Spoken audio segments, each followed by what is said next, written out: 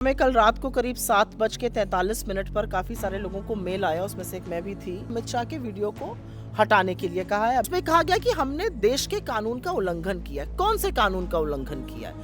अमित शाह ने बाबा साहब अम्बेडकर का घोर अपमान किया, जो अक्षम्य अपराध है। मेरे पास तो राज्यसभा की आपकी 34 पन्ने की अनएडिटेड स्पीच राज्यसभा की वेबसाइट से निकाली हुई है। इनके लिए बाबा साहब की तस्वीर को रिप्लेस कर देना, और वो भी ऐसे व्यक्ति से जिनको ये देशद्रोही बुलाते हैं। सोचिए ये लोग किस मानसिकता के लोग हैं। बीजेपी ने आज पहला प्रदर्शन किया और उसमें हिंसा हुई। वो कह रहे राहुल गांधी ने धक्का दे के सारंगी साहब का सर तोड़ दिया। आपको लगता है कि ये सच है?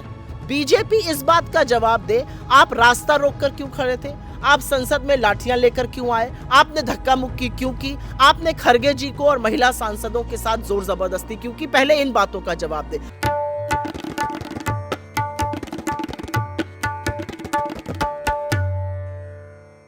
आदाब, नमस्कार। अंबेडकर के नाम पर भारत में संसद से लेकर के सड़क तक हंगामा है।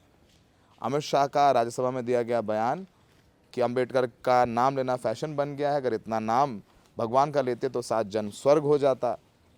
कांग्रेस पार्टी इस पर हमलावर है। इंडिया गठबंधन जो थोड़ा सा ईवीएम के मामले पर इधर उधर था, वो एक हो गया है। अब बीजेपी कह रही है कि कांग्रेस पार्टी माफ़ी मांगे, जवाहरलाल नेहरू के टाइम की बातें हो रही हैं। और उधर हंगामे हल्ले के बीच में ट्विटर ने भी नोटिस भेजा कांग्रेस के नेताओं को कि आप लोग जो एक्स है, कि आप लोग जो अमित शाह साहब का क्लिप है उसको हटा दें।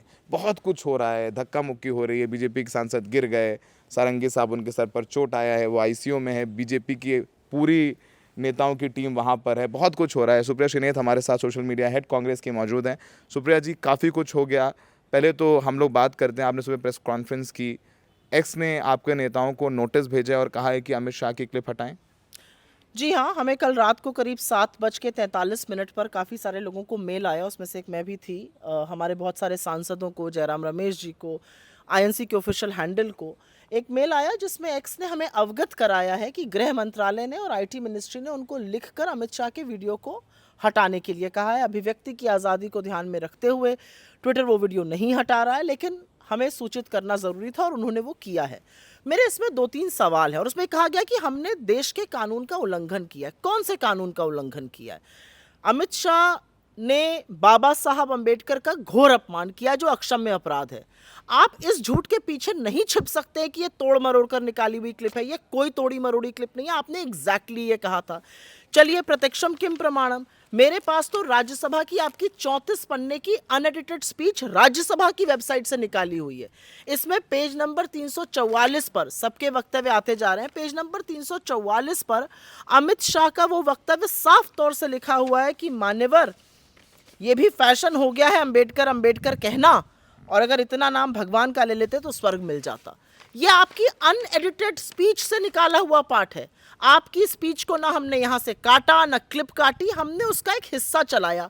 आप बजाय देश से माफी मांगने के, आपको लगता है कि आप विपक्ष को, कांग्रेस को, इंडिया गठबंधन को गीदड़ धमकियों से डराइएगा। आप ट्विटर से हमें मेल लिखवा के डराइएगा। अरे हम लोग आज़ादी की लड़ाई लड़े हुए लोग हैं। आपके जैसे लोगों का तानाशाही हम 10 साल से झेल रहे हैं। हम तनिक भी डरेंगे नहीं। आपको जो करना है कर लीजिए। आपने बाबा साहब का अपमान किया है, और जितनी बार आप ये करिएगा उतनी मुस्तैदी से हम आपके सामने लड़ेंगे। बीजेपी कह रही है कि बाबा साहब का अपमान जवाहरलाल नेहरू ने किया। और मैं एक परेशान बीजेपी होके की बाकी बातों से पहले, अभी तो अमित शाह ने यह अक्षम्य अपराध किया ही था, फिर बीजेपी के ट्विटर हैंडल ने एक और बड़ा पाप किया। ये फोटो है बीजेपी के ट्विटर हैंडल की। ये फोटो लगाई गई 10:45 पे कल रात को। इसमें सबके हाथ में जॉर्ज सोरोस को थमा दिया गया। असल फोटो ये थी। इस फोटो में सारे विपक्षी सांसद बाबा साहब अम्बेडकर की फोटो लेकर प्रदर्शन कर रहे थे। इनके लिए बाबा साहब की तस्वीर को रिप्लेस कर देना, और वो भी ऐसे व्यक्ति से जिनको ये देशद्रोही बुलाते हैं। सोचिए ये लोग किस मानसिकता के लोग हैं। ये इसी आसानी से बाबा साहब के संविधान को भी बदलना चाहते हैं, जिस आसानी से इन्होंने ये बदला। लेकिन ये देश आपकी असलियत जानता है, उससे वाकिफ है। एक सबक आपको 2024 में सिखा चुका है। उनको पता है कि आगे क्या होगा। अब बात करते हैं कांग्रेस। कल जिस तरीके से अमित शाह ने प्रेस कॉन्फ्रेंस की, उन्होंने कहा कि 15 साल आप लोग विपक्ष में बैठने वाले, मैं इस्तीफा देने से कुछ नहीं होगा। कांग्रेस ने बाबा साहब के साथ क्या किया, उनको 2 चुनाव हरा दिए, भारत रत्न नहीं दिया। और आज कांग्रेस राहुल गांधी माफ़ी मांगो ये नारे लगाते हुए उनके सांसद और उनके कार्यकर्ता सड़कों पर हैं, तो वो आप लोगों पर भी आरोप लगा रहे हैं। मैं दो चार चीजें आज जो सदन में हुई, जो संसद परिसर में हुई, उस पर बोलना चाहती हूँ। जिस दिन से ये सदन शुरू हुआ है, इस बार का जो पार्लियामेंट सेशन शुरू हुआ है, हम रोज प्रदर्शन कर रहे हैं, शांतिपूर्ण ढंग से प्रदर्शन कर रहे हैं। कभी एक बैग लेकर करते हैं, कभी एक तस्वीर दिखाकर करते हैं, कभी नारे लगाकर करते हैं। शांतिपूर्ण ढंग से हम रोज प्रदर्शन कर रहे हैं। कोई आहत नहीं हुआ, किसी के आने जाने में दिक्कत नहीं हुई, हमने किसी का रास्ता नहीं रोका, किसी का हाथ नहीं पकड़ा, किसी के साथ ठेलम ठेली, धक्का मुक्की, जोर जबरदस्ती नहीं हुई। बीजेपी ने आज पहला प्रदर्शन किया और उसमें हिंसा हुई। वो कह रहे राहुल गांधी ने धक्का दे के सारंगी साहब का सर तोड़ दिया। आपको लगता है कि ये सच है? आप वीडियो देख लीजिए, हमने आईएनसी ने वीडियो लगाया, मैंने वीडियो लगाया। शांतिपूर्ण ढंग से प्रियंका गांधी जी, खरगे जी, सब लोग प्रदर्शन करके आ रहे थे। उनका रास्ता रोककर 83 वर्ष के इस देश के सबसे बड़े दलित नेता के साथ धक्का मुक्की की गई।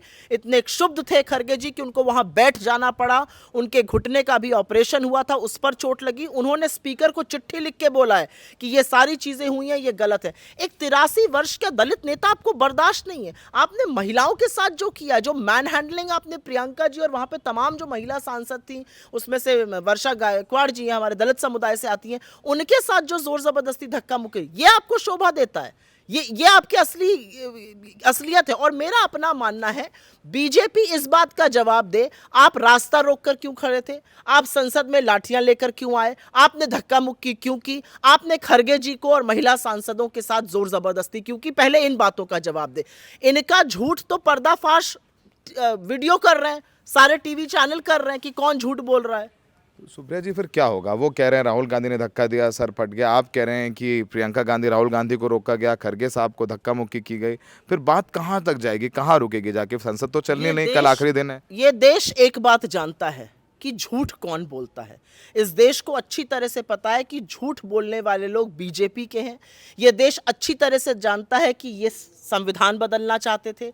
ये देश अच्छी तरह से जानता है कि अमित शाह ने जो कहा वो उनकी ट्रेनिंग है, उनके पुरखों की भी यही ट्रेनिंग थी। किसने बाबा साहब अंबेडकर के पुतले जलाए? किससे क्षुब्ध होकर हिंदू कोड बिल आना था, किसने उसकी खिलाफत करी? बीजेपी और संघ ने उसकी खिलाफत करी।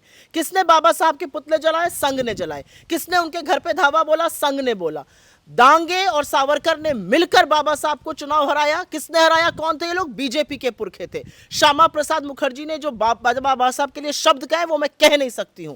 एक पत्ती के बराबर भी नहीं है अंबेडकर। ये शब्द किसके हैं? सावरकर के शब्द है, उनकी लेखनी के शब्द है। तो मेरा मुंह मत खुलाइए कि इनकी नफरत का अंदाजा, और इनकी नफरत आज भी झलक रही है। इनको दलितों से नफरत है। जब आप 83 वर्ष के खरगे जी के लिए रास्ता बनाने के बजाय उनके साथ धक्का मुक्की, ठेलम ठेल करते हैं, आप उनसे नफरत करते हैं, इसलिए आप ऐसा कर रहे हैं क्योंकि वो आपके सामने चट्टान बन के खड़े हैं आपके झूठ को ध्वस्त करने के आखिरी सवाल, बीजेपी गई है एफआईआर रजिस्टर करने, पुलिस कंप्लेन फाइल करने कि राहुल गांधी और प्रियंका गांधी और कांग्रेस पार्टी ने उनके एक सांसद को धक्का दिया और वो उसे गिर गए, उनके सर पर चोट आया, गंभीर रूप से आईसीयू में वो भर्ती हैं। तब आप लोगों के ऊपर पुलिस केस भी होने की संभावना है। मैं चाह रही हूँ कि मैं ज्यादा ना बोलूँ इस बात पर। आईसीयू का व्यक्ति लगातार टीवी पर इंटरव्यू दे रहा है, लगातार टीवी पे इंटरव्यू आ रहे हैं। खैर छोड़िए इस बात को। खरगे जी तो दलित समुदाय से आते हैं, उनके साथ जो हाथापाई हुई, उनके जो घुटने पर चोट आई, उनको जो क्षति पहुंची, है तो हर्जन एक्ट का मामला बनता है। तो हम भी जाएंगे पुलिस स्टेशन, हम भी करेंगे कंप्लेन, हम भी दायर करेंगे एफआईआर, और फिर देखते हैं दूध का दूध और पानी का पानी कैसे। सारी चीजें एक संसद टीवी के कैमरे में कैद है। कुछ लोग तो ये भी कह रहे हैं कि चोट पहले लग गई थी, व्हीलचेयर एकदम से कहां से आ गई। ये सारी बहुत सारी बातें, ये माया जाल है। और असलियत यह है कि अमित शाह के झूठ को छुपाने के लिए, अमित शाह के अपराध पर पर्दा डालने के लिए ये गुंडागर्दी बीजेपी करने पर आमादा है। और जिस वीडियो में आपको वो फर्जी डिग्री वाला दुबे दिख जाए, आपको पता है कि कितना स्वांग रचा जा रहा है, कितना झूठ बोला जा रहा है। और क्योंकि वो उस वीडियो में सबसे आगे थे, तो मुझे पता है कि ये उन्हीं के गंदे दिमाग की उपज है। थैंक यू सुप्रिया जी। सुप्रिया जी ने कह दिया अब कल संसद का आखिरी दिन है, संसद तो चलनी नहीं है। अब मेरे अंबेडकर, तुम्हारे अंबेडकर, तुम माफ़ी मांगो, इस्तीफा दो, इसके बीच कहाँ तक राजनीति जाएगी वो हमें देखना होगा और दिलचस्प होगा। हमें देखने के लिए शुक्रिया।